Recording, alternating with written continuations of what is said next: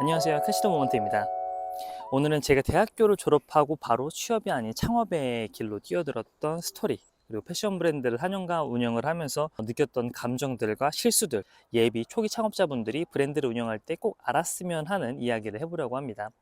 꼭 패션이 아니더라도 모든 브랜드를 운영하시는 대표님들께 해당되는 이야기이니까 많은 시청 바라겠습니다. 저는 대학교 4학년 때 크라우드 펀딩 플랫폼인 와디지에서 펀딩을 시작을 했습니다. 그 당시에 창업 동아리 활동을 하면서 무언가를 만들어가지고 사람들에게 보여주는 걸 좋아했었고, 아웃도어에 빠져가지고 뭐 히말라야라든지 뭐 이집트의 홍해 바다라든지 많은 아웃도어 활동을 했던 저거든요. 제가 좋아하는 이 두 가지를 결합을 해서 펀딩을 한번 해보자 라는 생각이 들었고, 아웃도어 용품이 있고 뭐 아웃도어 장비가 있고 되게 여러 가지가 있지만 에머큐라든지 저희가 진입할 수 있는 그 카테고리 자체가 의류가 적합해 보이더라고요. 그래서 의류로 펀딩을 하기로 했고, 제 주변에서 옷을 만들 수 있는 유일한 친구가 이제 거의 이제 제일 친했던 그 친구였는데, 친구한테 한번 나 옷을 한번 만들어 보고 싶은데 한번 같이 만들어 볼래? 라는 제안을 하게 되었고, 친구가 공학계도 졸업작품을 준비하면서 저와 함께 펀딩에 참여를 해주었습니다. 근데 그 당시에 친구가 대학교 졸업 시즌이었고, 저 또한 뭐 이사를 하면서 대학교 알바로 모아놨던 돈을 다 써버렸던 그런 찰나여서 20만 원 정도밖에 없었던 것 같아요. 20만 원 가지고 원단을 사가지고 직접 친구가 패턴을 뜨고 봉제를 했어요. 그걸 가지고 친구와 제가 직접 모달이 돼가지고 크라우드 펀딩 플랫폼 사이트에 상세 페이지를 기획해서 올렸고, 근데 생각보다 반응이 되게 좋았어요. 앵콜 펀딩 포함해갖고 누적 3천만 원 정도 펀딩이 되니까 대학교를 다니면서는 엄청나게 큰 금액이잖아요. 그 금액이. 야, 우리 한번 창업해볼래? 라는 이야기를 하게 되었고, 창업을 하게 되었습니다. 그 당시 고프코어라든지 그런 좀 캐주얼 아웃도어라는 개념이 많이 없었거든요. 그 당시 좀 진입했으면 1세대였는데 좋은 원단을 써야 될 것 같고, 뭐 힘실링 테이프를 붙여가지고 실 사이로 물이 안 들어오게 해야 될 것 같고, 되게 아웃도어 브랜드들이 하는 플레이를 그대로 아웃도어 캐주얼 브랜드에 녹이려고 하니까 단가가 안 맞더라고요. 캐주얼 브랜드로 사실은 피봇을 해가지고 브랜드를 운영을 했습니다. 처음에는 이제 대학교 창업 동아리실에서 시작을 했는데, 동대문과 사무실과의 거리가 거의 편도로 1시간 정도가 걸렸던 것 같아요. 이게 원단이 필요하거나 뭐 부자재가 필요하면은 시장에 잠깐 나가봐야 되고, 뭐 공장에서 문제가 생겼다고 하면 가야 되고, 패턴실, 샘플실 뭐 이런 데도 가야 되는데, 출근을 동대문으로 하고서 일을 다 본 다음에 사무실 왔다가도 퇴근하기 너무 비효율적인 거죠. 그래서 사무실을 구해야겠다라는 생각을 했어요. 돈이 없으니까 정부 지원 사업 중에 사무실을 이제 임대해 준다는 그런 과제에 지원을 엄청 많이 했던 것 같아요. 몇 개 정도를 썼는데 다 떨어지고 딱 한 개가 붙었는데, 그게 가장 가고 싶었던 서울 패션허브 1기에 이제 좀 지원을 해가지고 창업들이라는 곳에 입주를 하게 되었어요. 거기에 이제 개별 사무실, 스튜디오, 뭐 창고, 수면실, 택배 시스템 등등 뭐 되게 많은 시설들이 있었는데, 거기를 거의 월에 10만 원 정도 되는 비용으로 사용을 할 수 있었고, 분기별, 시즌별로 시제품 제작 지원비 같은 것도 좀 주기적으로 나왔어요. 그 시제품 제작 지원비를 가지고 뭐 샘플과 패턴 등에 활용을 하고, 그러면서 초기 브랜드의 기반을 다졌던 것 같아요. 그렇게 열심히 하면서 초반에는 이제 매출이 안 나잖아요. 매출이 안 나니까 점심이랑 저녁 시간에 자전거로 배달 알바를 했고, 점심시간이랑 저녁 시간이 가장 수요가 많았기 때문에 자전거로 배달을 하더라도 이제 콜이 잡혔거든요. 배달 알바를 하다 보면 미션 같은 게 주어지거든요. 뭐 1시간 안에 뭐 몇 건 하면은 플러스 뭐 3,000원 지급 뭐 이런 식으로 하다 보니까, 타임어택식으로 배달을 하다 보니까 위험한 순간들이 되게 많더라고요. 그러면서 한 번은 사고 날 뻔했던 적이 있는데, 그 순간 아 이건 아니다, 이거 하다가 뭐 브랜드 하는 거는커녕 다치기만 하겠다는 생각이 들더라고요. 그래서 우리만 할 수 있는 일을 한번 찾아서 좀 효율적으로 업무 시간을 써야겠다라는 생각이 들더라고요. 그래서 저희가 그 서울 패션허브가 동대문 종합시장 안에 있었는데, 그 종합시장 안에서 원단과 스와치를 찾아주는 업무 대행 일을 합니다. 그러면서 정부 지원 사업으로 쓸 수 있는 것들은 모조리 다 썼던 것 같아요. 뭐 K-스타트업에 매주 월요일마다 들어가가지고 정부 지원 사업을 살펴봤고, 뭐 서울 패션허브와 관련된 지원 사업, 그리고 서울시 패션제조 지원센터라는 곳이 있거든요. 거기도 서울에 한 3곳인가 4곳인가 있던 걸로 기억을 하는데, 교육이라든지 정부 지원 사업이라든지 시제품 제작 지원이라든지 이런 것들을 꾸준히 살펴봤습니다. 그리고 한국콘텐츠진흥원도 같이 챙겨서 살펴봤고요. 그렇게 열심히 하다 보니까 많은 지원 사업에 합격할 수 있었고, 시즌마다 뭐 제품 만들고 하는데 2천에서 3천만 원 정도가 들었던 것 같은데, 정부 지원금을 활용해갖고 잘 버텨낼 수 있었던 것 같습니다. 그리고 어쨌건 시간이랑 돈을 투자하다 보니까 제품은 나오더라고요. 근데 이제 가장 중요한 거는 제가 저번 콘텐츠에서 말씀드렸던 팔아야 하는 거잖아요.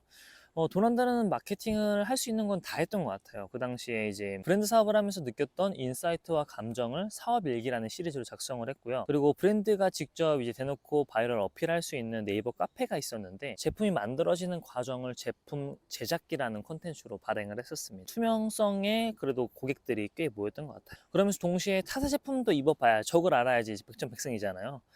입어봐야 하는데 제품 원가는 알고 원단과 공인값은 알고 결국 다 플랫폼 값인데 이 돈을 주고서 제품을 살 수가 없더라고요. 그 당시에 또 돈이 많이 없기도 했고. 그래서 제가 선글라스를 끼고 부캐를 만들어가지고 인플루언서가 한번 돼보자 라는 생각으로 인스타그램을 키웠어요. 컨텐츠 하나 만들어가지고 그거를 뭐 인스타그램, 무신사 크루, 뭐 온더룩이라는 패션 크리에이터 플랫폼에다가도 꾸준히 업로드를 했습니다. 협찬도 자연스럽게 들어왔고 협찬 제품이랑 그리고 우리 제품이랑 같이 코디를 하는 거죠.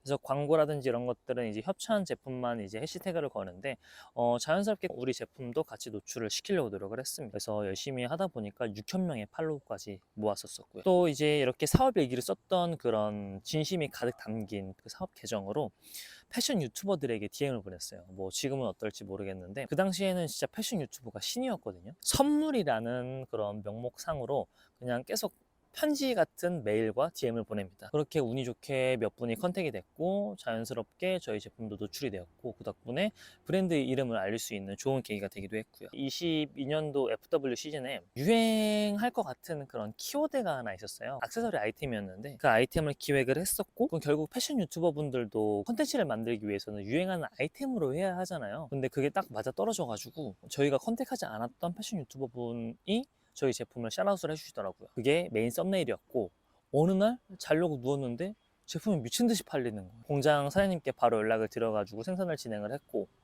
그렇게 재고를 갖고 있을 때쯤 또 한 유튜버 분이 그렇게 썸네일과 샤라웃을 해주니까 다른 유튜버 분들도 자연스럽게 이어서 소개가 됐고 흔히 말해서 터지는 아이템이 생겨났습니다. 근데 그 아이템이 사계절 아이템이 아니고 겨울 액세서리 아이템이었던 거죠. 대부분 3년을 버티면은 이제 제품이 하나가 터진다고 하는데 저희는 2년 만에 조금 빨리 제품이 터졌던 것 같아요.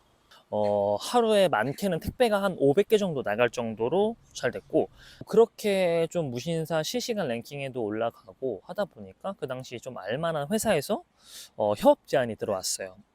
우리 브랜드를 여성 라인을 본인들이 한번 핸들링 해보고 싶다라는 제안이었고 우리는 그 당시에 좀 현금도 많았고 되게 여러 가지 제약이 있었거든요. 대신에 그쪽 뭐 사무실에 입주해가지고 일을 해야 한다든지 우리가 갖고 있는 뭐 지분의 몇 퍼센트는 그들에게 줘야 한다든지 어떻게 보면은 뭐 좋은 기회인 것 같기도 하고 뭐 아닌 것 같기도 하지만 그 당시에 청금이 꽤 있었고 무엇보다 그런 제약이 생긴다는 것 자체가 좀 싫었던 것 같아요. 그래서 거절을 했습니다. 그 당시에 또 이슈가 마침 좀 입주해 있던 그 패션 허브라는 곳에서 이제 졸업을 해야 할 때가 왔어요.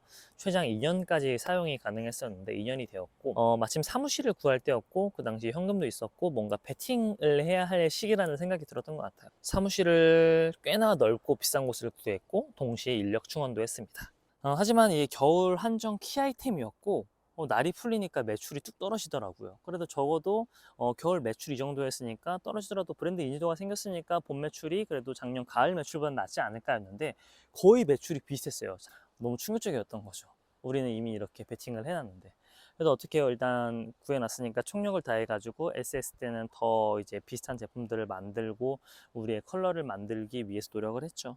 SS도 결국 비슷한 결의 제품을 많이 만들었지만 그 키 아이템만한 제품은 나오지 않았습니다. 그렇게 몇 개의 시즌을 보내다가 브랜드가 정체되어 있다는 느낌을 받았고 브랜드 컬러가 부족하다는 걸 정말 인정하기 쉽지 않았지만 결국 인정을 하게 되었고 결국 브랜드 매각 제안이 들어왔을 때 고점이 아닌 저점의 브랜드를 매각을 하고 브랜드를 정리를 하였습니다. 여기서 예비 초기 브랜드 대표님들께 전하는 메시지 첫 번째, 브랜드 컬러는 확실히 정하고 한결같이 밀고 나가야 하는 것 같아요. 브랜드엔 두 가지 종류가 있는 것 같습니다. 첫 번째로는 브랜드만의 색채가 있는 브랜드와 돈을 버는 브랜드 두 가지인 것 같은데 돈을 버는 브랜드는 저예산으로 할 수 있는 방법은 저도 잘 모르겠어요. 알면은 저도 돈을 벌고 있겠죠. 유니클로랑 무튼다드만 보더라도 제품 정말 잘 만들잖아요. 워낙 몸집이 큰 브랜드들 그리고 그런 기업들에서 저가 브랜드, 돈 되는 브랜드들을 많이 만들기 때문에 저예산으로 할 수 있는 방법은 저도 잘 모르겠습니다. 결국 우리가 저예산으로 시작하는 우리들은 그럼 색채가 있는 브랜드를 만들어야 하는데, 여기에서 말하는 이 브랜드 컬러는 우리끼리 느끼는 색채여서는 안 되는 거죠. 우리가 느끼는 감정들을 고객분들도 똑같이 느껴야 한다는 겁니다. 그리고 그 브랜드 컬러와 비슷한 소비자들이 짝이라도 한 것처럼 우리 브랜드의 제품을 입고 있어야지 그 브랜드의 색채가 생기는 것 같습니다. 우리가 아무리 생각하는 그 페르소나에 우리 제품을 입히려고 하더라도 페르소나가 우리 제품을 거절하면은 우리의 컬러가 아닌 거죠. 이게 말이 쉽지 사실 참 만들기 힘들고 가장 또 어려운 부분인 것 같아요. 브랜드 컬러를 정하기 어렵다면 추구하는 브랜드 한 곳을 선정을 하고 그 한 곳에 나만의 색채를 한두 방울씩 떨어뜨리는 걸 추천드립니다. 그렇지 않으면 자연스럽게 제품이 만들어졌는데 안 팔리니까 무신사라든지 29cm 다른 제품 같은 경우에는 그 제품을 유통하는 그런 플랫폼에 계속 기웃거리게 될 거고, 잘 팔리는 브랜드들을 분석을 하겠죠. 이 브랜드에서 이 제품, 저 브랜드에서 이 제품, 저 브랜드에서는 이 제품을 가져와 보자 하면은 결국 그 브랜드만의 색채가 없어지는 것 같거든요. 그 컬러를 정하는 게 쉬우신 분들이 계신다고 하면은 굳이 오마주할 브랜드를 정하지 않아도 돼요. 마지막으로 정리해보면 첫 번째로 브랜드 컬러 정하기, 두 번째로 확장 신중하기, 세 번째로 정부 지원 사업 꼭 활용하기. 여러분들도 제품을 만들고 브랜드를 만들어 가시는 과정 중에 있는 분들이 계신다고 하면은 제 이야기를 참고해 주셨으면 좋겠습니다. 오늘은 여기까지고요. 오늘도 당신의 순간을 응원합니다. 감사합니다.